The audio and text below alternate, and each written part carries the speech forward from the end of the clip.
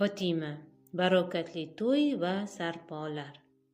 Rasululloh sallallohu alayhi vasallam Hazrat Ali keltirgan puldan bir miqdorini olib, Hazrat Bilolga berdilar. Bu pulga bozordan xushbo'y ifor olishlarini tayinladilar va "Ey Bilol, mana bu pulni ol va bozorga borib, biroz atirgul moyi ol.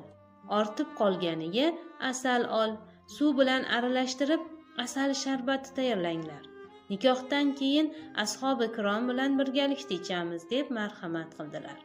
To'y uchun zarur bo'lgan narsalar, sarpolar sotib olish uchun pulning yana ozgina miqdorini oldilar va uni Hazrat Abu Bakrga uzatdilar. "Ey Abu Bakr, bu pulni olginda bozorga bor, Fotimaga sarpolik uchun kerak bo'ladigan narsalarni sotib ol. Salmon va Bilol ham sen bilan birgalikda borishsin, senga yordam bersinlar" deb marhamat qildilar. Pulning qolgan qismini Ummu Salama onamizga omonat sifatida yubordilar. Hazrat Abu Bakr yordamchilari Hazrat Salmon va Hazrat Bilol bilan bozorga borib, sarpo va boshqa zarur narsalarni sotib oldilar.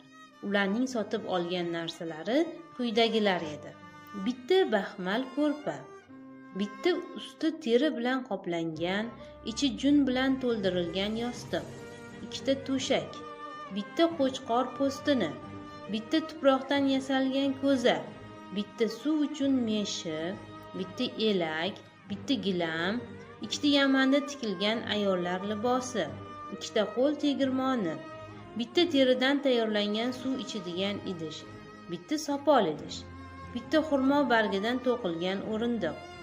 Mana Fotima-i Zahro roziyallohu anhuning sarpolari.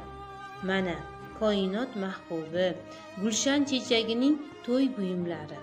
Mana jannat xonimlarining sayyidasi Fotima onamizning dunyo uyiga kirishi. Naqadar go'zal seb, qanchalar kamtarona buyumlar, qanday oddiy hayot, qanday baxt, naqadar sodda hayot.